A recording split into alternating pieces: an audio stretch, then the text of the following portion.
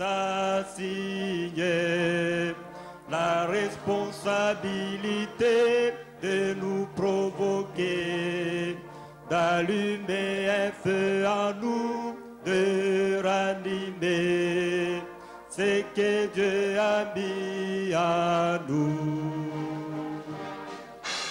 Lève-toi et descends dans la maison du potier, et là je te ferai entendre mes paroles, car la mission sans formation est un suicide.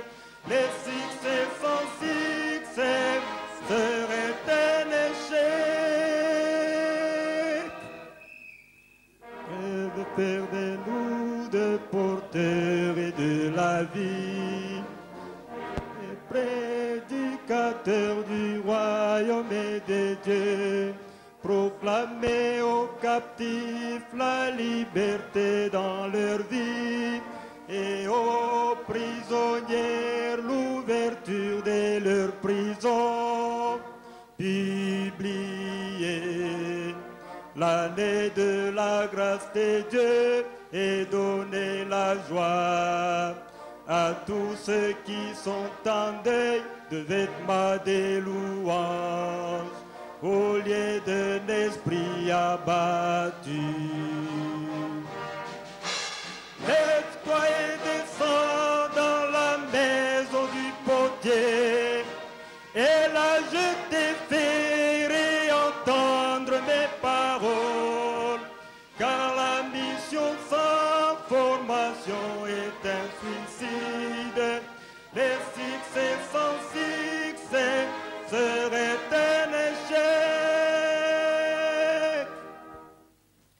Allons comme Gédéon et brisons les criches, expérimentons la puissance de Dieu, allumons le flambeau et quittons le stade latent, embrasons le champ de Philistins de nos jours. L'onction de Dieu, la dispensation de grâce, les sacerdoces, l'ordre de Melchisédek, les surnaturels dans notre génération. Lève-toi et descends dans la maison du potier, et là je te ferai entendre mes paroles, car la mission sans formation est un suicide. Les succès sans succès seraient un échec. Acclamons Jésus. Dans la maison du potier, et là je te ferai entendre mes paroles, car la mission sans formation est un suicide. Les succès sans succès seraient un échec. Gloire au Seigneur. Gloire au Seigneur. Gloire au Seigneur. Lève-toi et descends dans la maison du potier, et là je te ferai entendre mes paroles.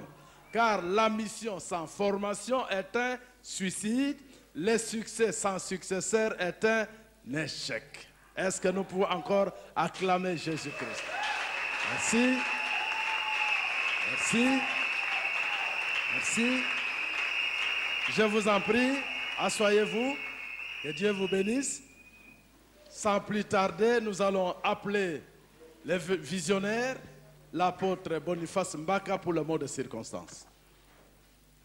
Est-ce que nous pouvons acclamer Jésus-Christ pendant qu'il s'avance? Gloire au Seigneur.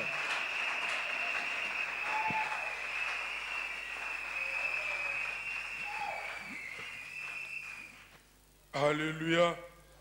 J'entends quelqu'un qui dit gloire au Seigneur. Est-ce que vous pouvez encore offrir à mon Dieu des acclamations? Il les mérite.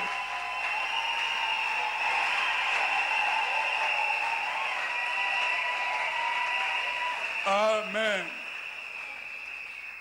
Papa Bishop Monzao Monza, avec le sentiment d'un profond respect à votre personnalité, Monsieur les proposés de Monsieur le bourgmestre de la commune de Selembao, Messieurs et Mesdames ministres de Dieu, Madame le chef de quartier de la Cité Verte, Mesdames et Messieurs lauréats et lauréates de la première édition de l'Institut biblique Emmanuel Chaman, distingués invités, bien-aimés dans le Seigneur, tout protocole confondu, shalom. Que la grâce et la paix de Jésus-Christ de Nazareth, de qui nous sommes serviteurs et esclaves, soient abondamment répandues dans vos cœurs. Nous vous accueillons au nom de Jésus et souhaitons à chacun et à chacune de vous la bienvenue dans ce cadre du Centre de réveil biblique Emmanuel Chaman à l'occasion de la cérémonie de graduation de nos premiers étudiants de l'Institut biblique Emmanuel Chaman, IBES en sigle. Pourquoi une école biblique? Que fera alors le Saint-Esprit qui illumine les serviteurs prédicateurs de l'Évangile? On l'a chanté tout à l'heure, le succès sans successeur est un échec, la mission sans formation est un suicide. Et j'ajoute, il n'y a pas de successeur sans formation. Tenez, on peut prêcher de nombreuses vérités de l'Évangile séparément les unes des autres, sans avoir véritablement prêché l'Évangile. Les perfections de Dieu, sans un aperçu de leur harmonie dans l'œuvre de Christ, les objectifs de Dieu sans rapport à la gratuité et à la sainteté de l'Évangile, les gloires célestes sans référence à Christ, le chemin qui y mène, la puissance, la sueur, la culpabilité et la condamnation du péché sans évoquer la doctrine du salut par Christ, l'œuvre du Saint-Esprit sans la doctrine de l'expiation, la sainteté sans mentionner l'union avec Christ, l'imputation de la justice de Christ déconnectée de sa justice impartie, l'acceptation de Christ par la foi sans son œuvre active dans la transformation de l'être, les promesses sans les devoirs et les devoirs sans les bonnes motivations, tout cela représente des portions de l'Évangile, mais coupées de leur lien avec le reste de l'Écriture, elles ne sont pas une annonce de l'Évangile. Ces fragments épars de la vérité ne peuvent valablement constituer les fondements solides et l'ossature de la doctrine chrétienne sur lesquels s'érigent les temples spirituels de Dieu. Déplacer les vérités de l'Évangile, c'est intervertir les engrenages d'un mouvement d'horlogerie. Le système est faussé. C'est pour ce motif que l'IBS a vu jour et l'hymne de cette institution révèle sa motivation, son fondement ainsi que sa fierté. Pour rester dans la logique des Saintes Écritures, nous nous appuyons sur la pensée du Saint-Esprit dans les costumes de l'apôtre Paul. L'exhortation de Paul à Timothée mérite que les prédicateurs de l'Évangile lui accordent une attention toute particulière et renouvelée. Efforce-toi de te présenter devant Dieu comme un homme éprouvé, un ouvrier qui n'a point à rougir, qui dispense droitement la parole de la vérité. 2 Timothée 2, verset 15. L'apôtre invite ici par le Saint-Esprit l'Église, à travers les ouvriers que nous sommes dans le corps de Christ, à être avide de faire quelque chose. Être prêt à consacrer ses forces et son énergie, entreprendre avec une forte motivation et déployer tous ses efforts. La parole de Dieu, certes, elle est effectivement l'épée de l'esprit, l'instrument qui révèle la pensée de Dieu et accomplit ses desseins. Mais les prédicateurs ne doivent pas laisser cette épée dormir dans le fourreau de leur paresse. Si nous accordons à la raison, à la mémoire, à l'étude, aux livres, aux méthodes, aux formes, etc., la place qui leur revient dans la soumission à Christ et à son esprit, ces outils seront loin d'éteindre l'esprit. Ils sont nécessaires à leur place. Nous devons nous en servir si nous voulons bénéficier de l'aide de l'esprit. Les prédicateurs de l'évangile peuvent placer une grande confiance dans le fait que l'Esprit de Dieu parle efficacement à travers sa parole, correctement employée. Ils sont d'ailleurs à déclarer un jour, je les cite, « Tous les géants de Dieu ont été des hommes faibles. Pourquoi doit-il en être ainsi? Parce qu'un homme faible n'a aucune confiance en ses propres ressources. Il est alors obligé de rechercher la force ailleurs qu'en lui-même. Dieu ne tolère aucun rival. C'est pourquoi il manifeste sa puissance dans la faiblesse. Il incombe donc au prédicateur de l'évangile de reconnaître l'immense étendue de son incapacité, qu'il soit capable de dire comme Paul, « Qui est suffisant pour ces choses ?» 2 Corinthiens 2,16. La force du prédicateur réside dans la conscience de sa propre faiblesse et dans la toute-puissance de Dieu. Aux amis lauréats et lauréates de ce matin, je puis me permettre de donner un conseil. La connaissance enfle, mais l'amour édifie. Nous n'adorons pas les bâtons de Moïse, ni la trompette de Gédéon, moins encore la fronde de David. La vénération de ces choses correspondrait à une forme lamentable d'un culte détourné de son véritable objet.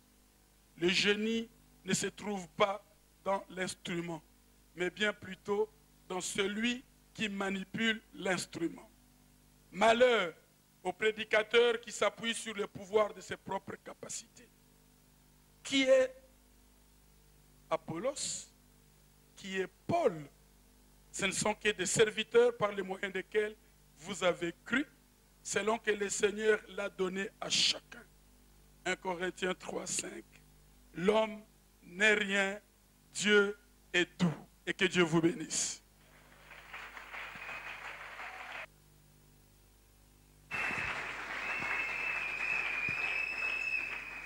Amen.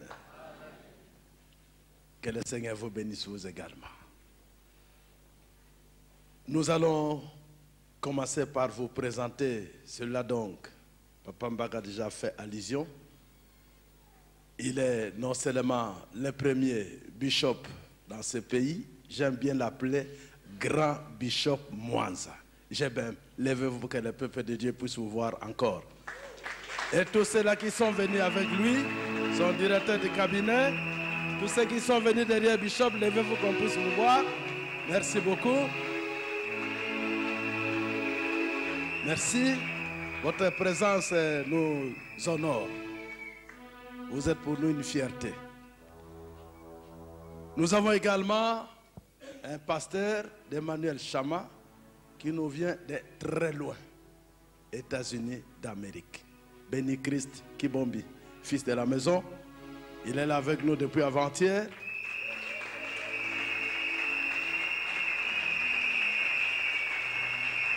Nous attendions des Américains. L'apôtre aura l'occasion de nous en parler, mais c'est déjà un échantillon parmi nous. Nous avons également d'éminents professeurs qui, durant le long de l'année, ont donné des cours formidables. Les étudiants auront l'occasion de nous en parler.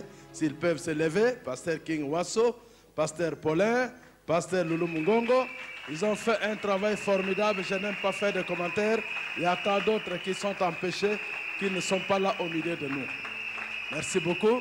Je vais demander à d'autres serviteurs de Dieu qui sont là au milieu de nous de se tenir debout. Je vois Emmanuel Mouepou, un combattant de tout le temps.